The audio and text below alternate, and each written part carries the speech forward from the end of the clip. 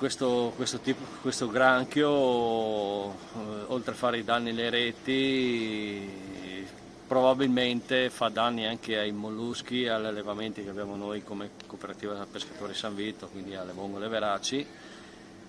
Qui bisogna ancora quantificare i danni per quanto riguarda le vongole veraci, quindi sarà le prossime settimane a verificare quanto ammonteranno i danni, gli eventuali danni. Ecco. Cosa si potrà fare per ovviare a questo problema che sembra essere abbastanza importante?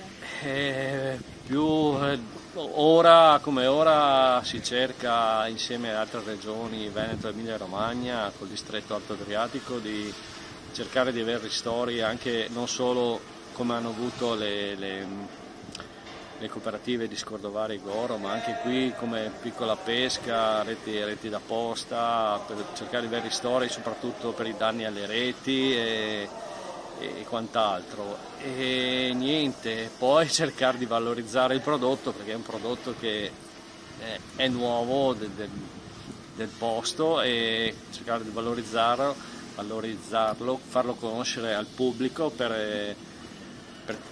che si può consumare perché è buono, quindi cercare di creare un'opportunità, anche non solo per l'amore di Dio, al momento si crea danni, però potrebbe essere un'opportunità, uno sfogo, ecco, anche questo.